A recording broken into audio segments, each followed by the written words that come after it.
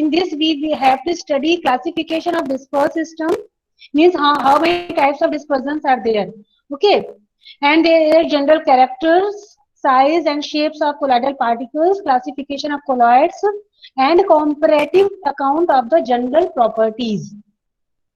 और उन general properties में what we have to study, that is optical, kinetic and electrical properties. Okay. Moreover, we also have to study effect of electrolytes, conservation, peptidations and protective action. तो ये सब चीजें हम लोग को कोलाइडल डिस्पर्जन में पढ़ना है. बेसिकली क्या होता है colloidal dispersion? It is a kind of colloidal systems, colloidal formulations. For example gold nano particles, these are colloidal in nature. तो ये सब चीजें जो फॉर्मुलेशंस है, ये फॉर्मुलेशंस हम लोग इस यूनिट में देखेंगे.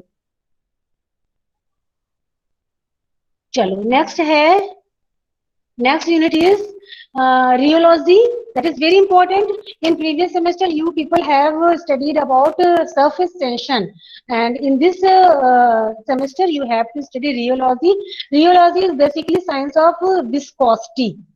Okay, so here you have to study what are the viscosity, how it is determined, how many kinds of there are systems that show viscosity. Here you have to study Newtonian system. Newtonian means the system which follow Newton's law. Law of flow, kinematic viscosity, effect of temperature, non-Newtonian system. अब non-Newtonian system में क्या क्या पढ़ना है? That is pseudoplastic, dilatant, plastic. These three kinds of systems are categorized in non-Newtonian system.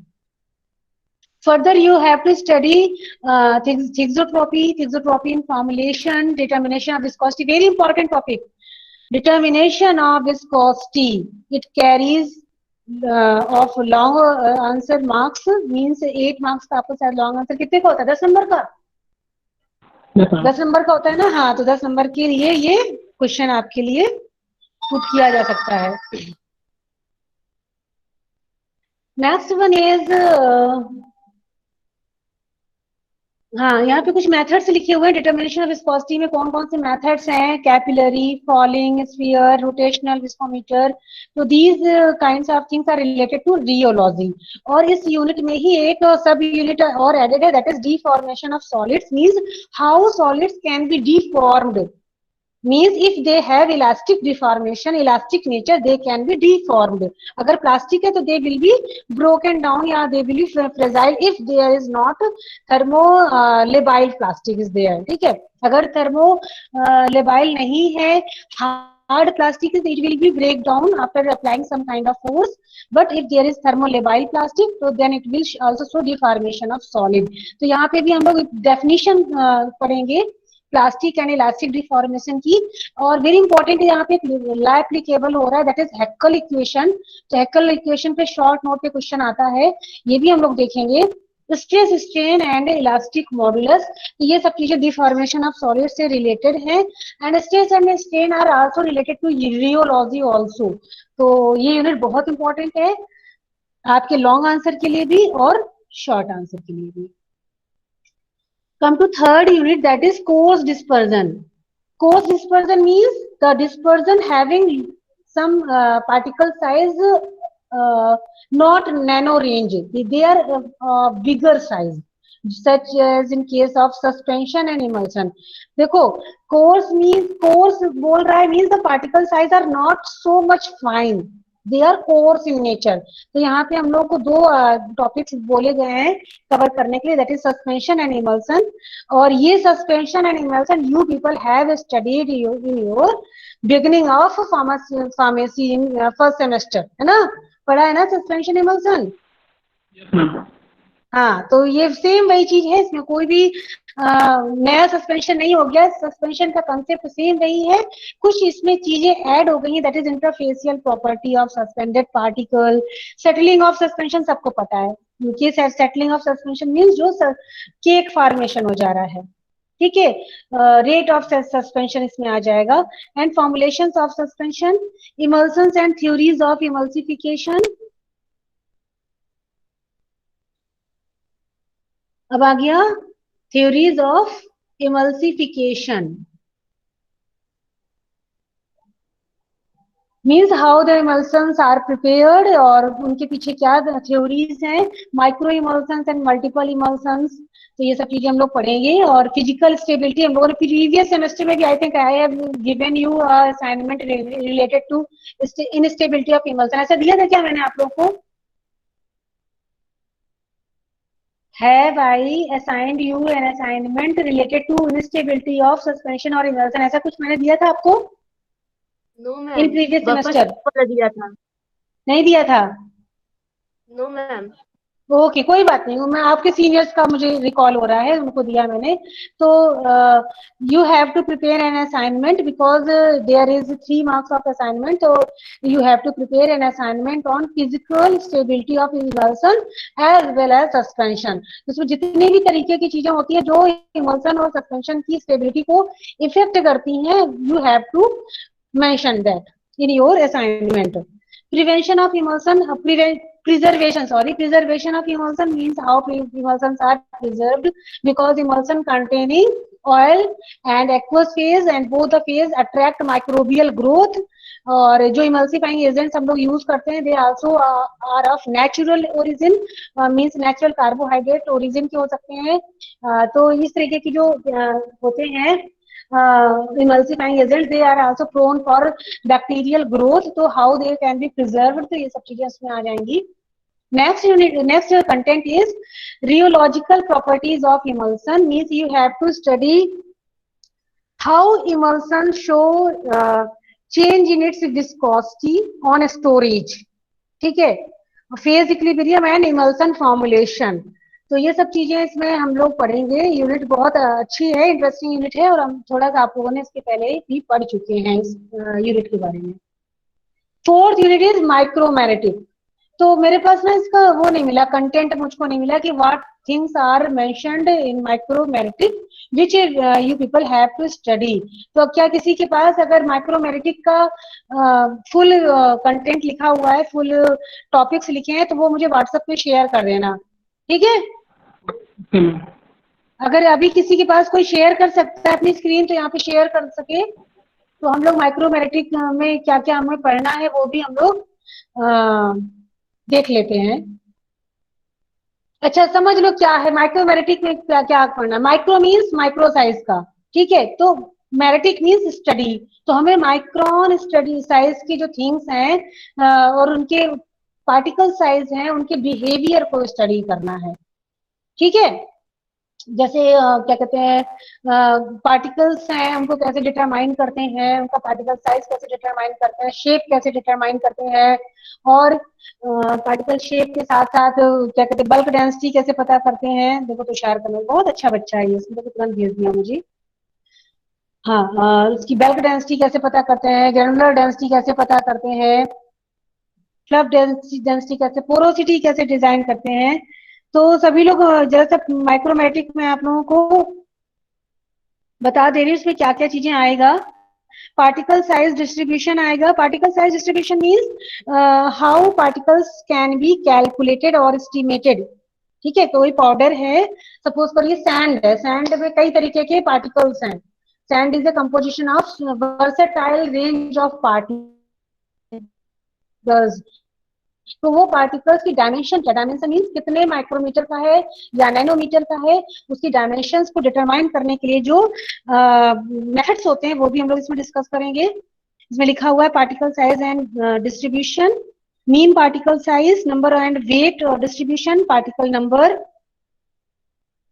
methods for determining particle size by different methods, counting and separation method, particle shape, specific surface methods for determining surface area, permeability, adsorption, derived properties of powder, porosity, packing arrangement, density, bulkiness and flow properties. So these all kinds of things you have to study in your unit micromeretic. बच्चों एक बात मैं आप लोगों को clear कर दूं कि unit second that is rheology and unit 4 that is micrometric, both units are very very important, they contain maximum number of questions in your final exam। तो आपको ये दो यूनिट पकड़ करके रखनी है। जैसे प्रीवियस सेमेस्टर में कॉम्प्लेक्सेशन और सरफेस टेंशन पढ़ा था, 2 यूनिट्स। तो वैसे ही सेम आपको इस सेमेस्टर में रियोलॉजी और माइक्रोमेटिक को बहुत अच्छी तरीके से पढ़ना है। बाकी जो सारी यूनिट्स है वो फार्मूलेशन बेस्ड हैं, और ये जो दोनों यूनिट्स हैं ये थियोरेटिकल कंसेप्ट बेस्ड है। यहाँ आपको प्रिंसिपल्स पढ़ने हैं। बाकी जो यूनिट्स है जैसे कोलाइडल डिस्पर्सन, इसमें फार्मूलेशंस हैं, उनकी कैरेक्टरिस्टिक है। सेम कोर्स डिस्पर्सन है, सेम इमल्सन सस्पेंशन के बारे में कुछ स्टडीज दिखाई गई है। तो बहुत ध्यान से ये वाला जो आपका फिजिकल फार्मास्यूटिक्स सेकंड से थोड़ा एडवांस्ड है प्रीवियस सेमेस्टर से, तो इसको टेक इट नॉट इजी। इसे ऐसे नहीं सोचना है कि बहुत इजी होगा, थोड़ा सा टिपिकल है आप लोगों के लिए ये।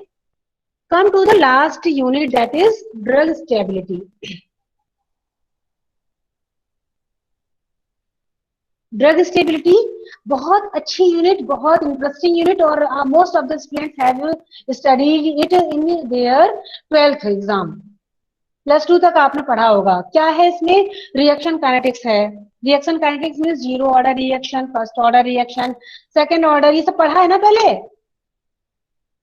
क्यों? फिजिकल फार्मेसी में पढ़ा होगा ना, फिजिकल फार्मेसी करके होता था आप लोगों का, नहीं पढ़ा? पढ़ा मैम, केमिकल काइनेटिक्स में। हाँ, केमिकल काइनेटिक्स से पढ़ा है आप लोग, इसमें था। मतलब मेरे ख्याल से जो इंटर कॉलेज करिकुलम होता है, एकेडमिक करिकुलम होता है, उसमें सब चीजें हैं ये। तो सेम वही चीजें आपको पढ़नी है। आपको पढ़ना बताना है what is zero order reaction, what is pseudo zero order reaction, first and second order reactions, उनकी डेफिनेशंस क्या होती हैं और उनके एग्जाम्पल्स क्या होते हैं। ये सब चीजें आपको इसमें पढ़नी है। तो जो आपका सेकंड असाइनमेंट होगा वो इन्हीं पे बेस होगा। You have to provide me an assignment that contain definitions of zero order, first order, pseudo zero order and second order reactions along with their examples. Okay.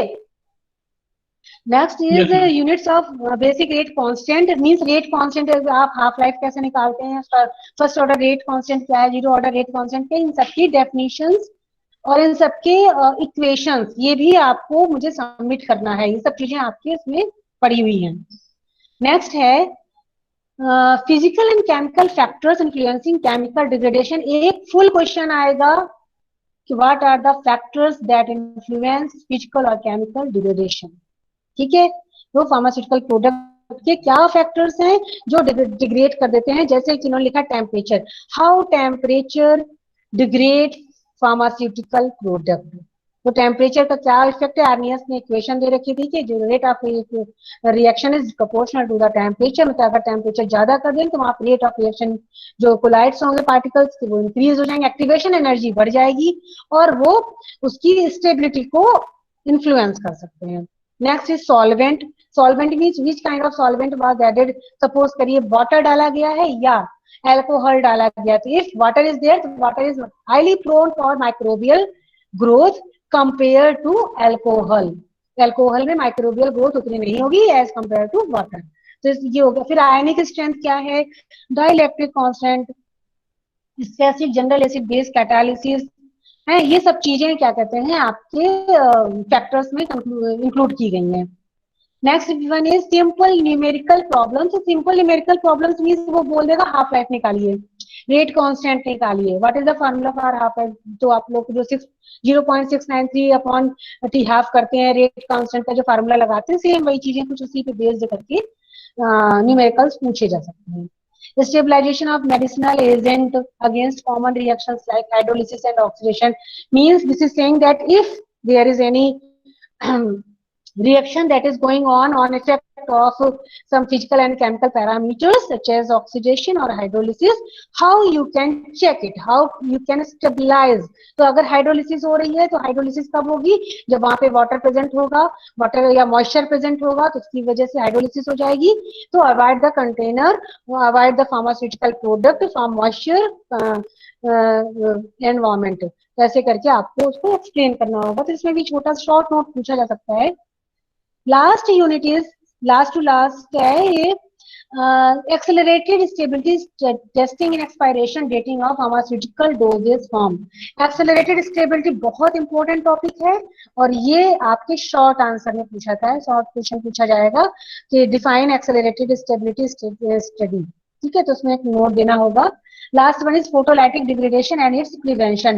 Photolytic means the formulation which are affected by light and they get degrade तो उनके लिए किस प्रकार से prevent करें? कोई मुझे बता सकता है how we can prevent from photolytic degradation? Ma'am, by using amber colored bottles. Very good, very good. तो मुझे एम्बर कलर, एक तो प्रोटेक्ट फ्रॉम लाइट पहला हो गया, हम लाइट की जगह से डार्क प्लेस में रखें, और दूसरा एम्बर कलर कंटेनर में रखें। आप मुझे ये बता सकते हो कौन से आपका इंग्रेडिएंट जो एम्बर कलर में रखा रहता है आप लोग यूज करते हो अधिकतर? Ma'am chloroform. हाँ, क्लोरोफॉर्म है। और बताओ, सॉलिड में कोई?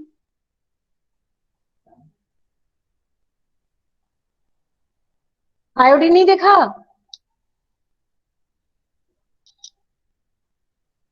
आयोडीन रखते हैं ना हम लोग। Yes, ma'am. हेलो श्रद्धा, मैं, हाँ गुड आफ्टरनून श्रद्धा, मैं तुम्हें 10 मिनट में करती हूँ, ठीक है? मैं क्लास में हूँ। ठीक है, हाँ, ओके।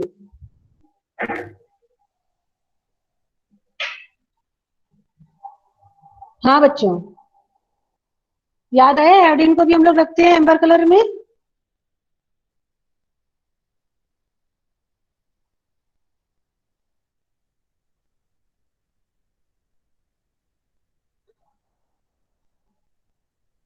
तो ये तो आपका पूरा सिलेबस था जो हम लोगों ने आज डिस्कस किया। तो हम आज स्टार्ट करते हैं अपनी unit, that is rheology. Rheology is very important unit, और इसमें एक लॉन्ग आंसर शॉर्ट आंसर पक्का है, कंफर्म है आएगा, और वो क्या आएगा वो भी मैं आपको बताऊंगी। तो स्टार्ट करते हैं। What is rheology? आप लोगों को स्क्रीन शेयर हो रही है? पीपीटी की स्क्रीन शेयर हो रही है? Yes, ma'am. Yes, हाँ, ma'am. ठीक ठीक। तो rheology word is made up of two words, two small words, that first is rheo and second one is logos.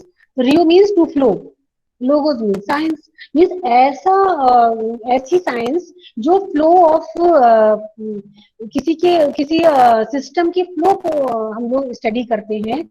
Suppose करिए कोई हमारा एक्वस या कोई अल्कोहलिक प्रिपरेशन है, उसके फ्लो पे को हम लोग स्टडी कर रहे हैं, तो that is concern with rheology. Rheology is the study of the flow and deformation of matter under stress. Under stress means if we are applying some kind of force there, stress there. So what effect came on their deformation of flow? It concerned with the rheology.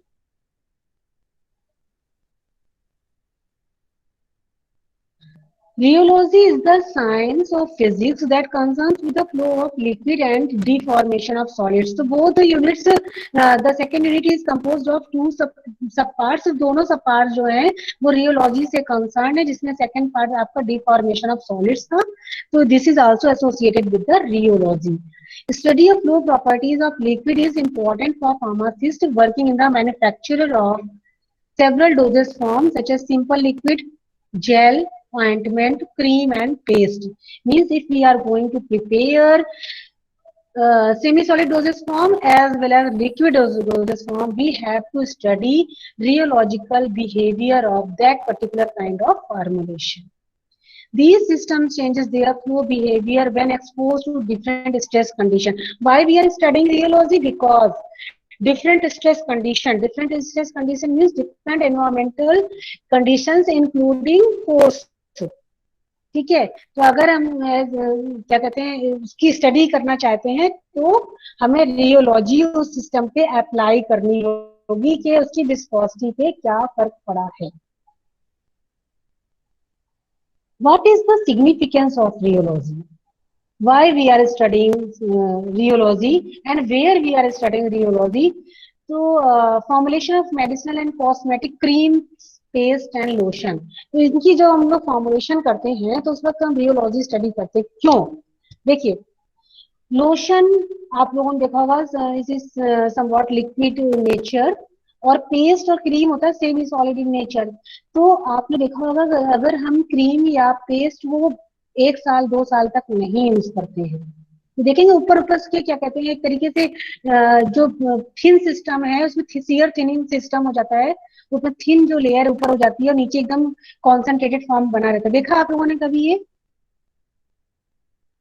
हम लोग कहते हैं खराब हो गया, ना, ऐसे हम लोग को लगता है कि अरे ये तो क्रीम खराब हो गई, बहुत देर से यूज नहीं हुई, तो क्या होता है कि वो रखे रखे कुछ इसमें से ऐसा कंडीशनल चेंज हो जाता है कि there is some changes changes in its integrity, उसकी इंटीग्रिटी में चेंजेस आ जा रहे हैं।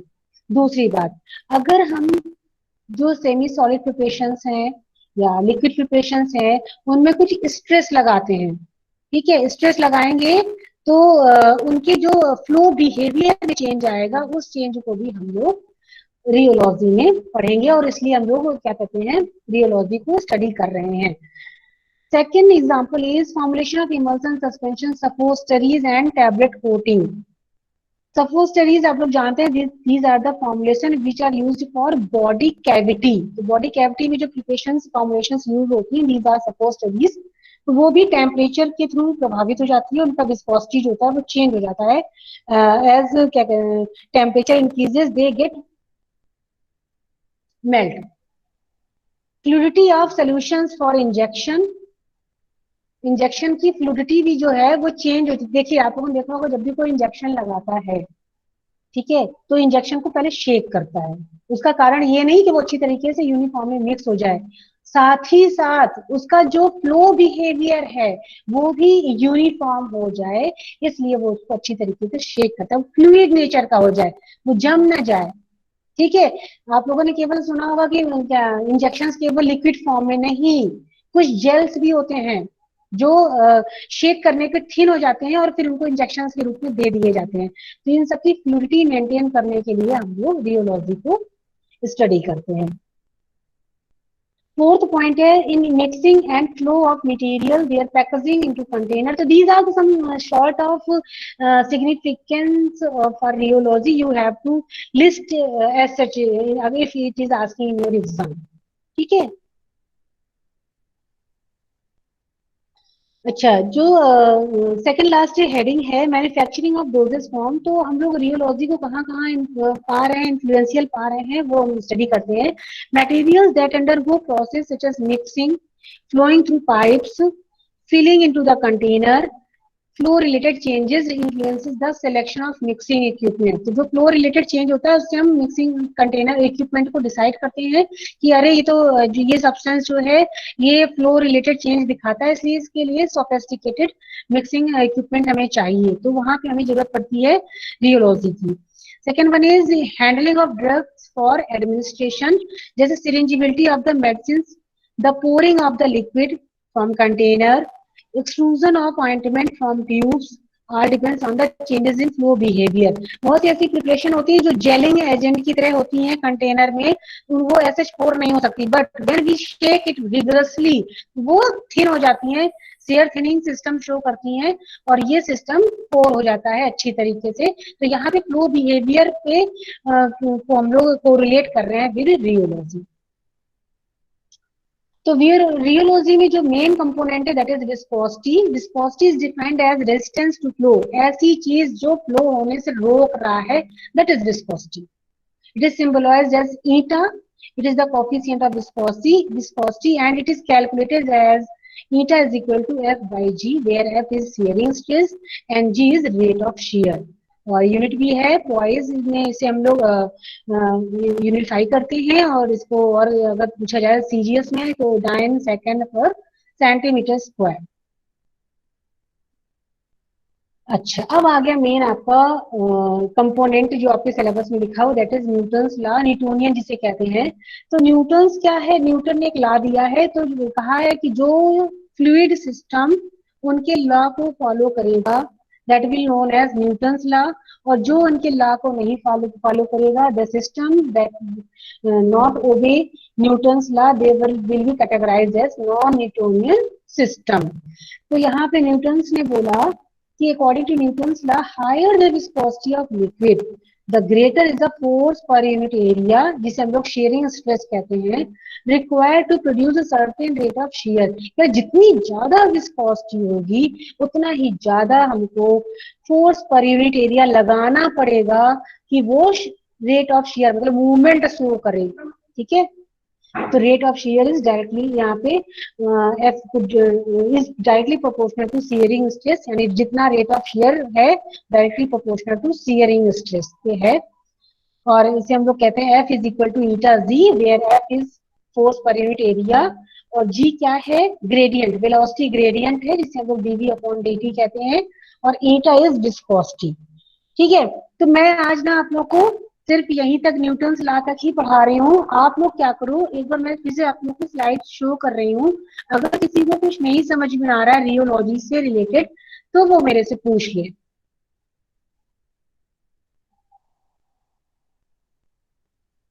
स्टूडेंट्स समझ में आ रही है यहाँ तक बात?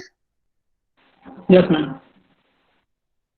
बेसिकली आपको क्या पढ़ना है, विस्कोसिटी पढ़ना है। रियोलॉजी से बहुत ज्यादा डरो मत, रियोलॉजी एक साइंस है जो विस्कोसिटी को पढ़ने के लिए यूज होती है।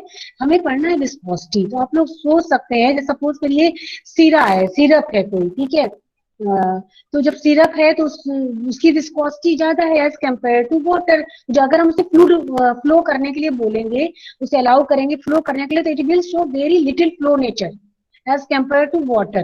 तो ये विस्कोसिटी क्या है, it is the resistance of flow, कितना रेजिस्टेंस लग रहा है उसकी फ्लो को, तो वो हमारा विस्कोसिटी में डिटर्मिनेशन होता है उसका। और विस्कोसिटी यहाँ दो तरीके के सिस्टम को हम लोग डिटरमाइन कर रहे हैं, एक न्यूटोनियन सिस्टम का डिटरमाइन कर रहे हैं और एक नॉन न्यूटोनियन का कर रहे हैं। न्यूटोनियन सिस्टम क्या होते हैं, the system which obeys Newton's law, उन्हें न्यूटोनियन कहते हैं, and that system they do not obey Newton's law, they are non Newtonian system. ठीक है, तो अभी हम यहाँ पे स्टडी खत्म कर रहे हैं कि what are Newton's system. Newton system जैसे आपका thin system, thin alcoholic system, ठीक, aqueous containing some sort of suspension. ठीक है, तो ये आपका न्यूटोनियन सिस्टम को, जो वेरी डाइल्यूटेड सॉल्यूशंस होते हैं वो न्यूटोनियंस को शो करते हैं। और क्योंकि जब उनको हम फ्लो करते हैं तो उनमें कोई रेजिस्टेंस नहीं होता है, दे गेट फ्लो, ठीक है, विदाउट एनी shearing स्ट्रेस। तो फिर क्या कहते हैं, without applying any shearing stress they get flow. तो इस तरीके के सिस्टम्स को न्यूटोनियन में कहते हैं हम लोग। और जो हम लोग नेक्स्ट लेक्चर लेंगे उसमें लोग नॉन न्यूटोनियन सिस्टम क्या होता है उसको पढ़ेंगे। तो ये बताओ यहाँ तक सब कुछ समझ में आ रहा है?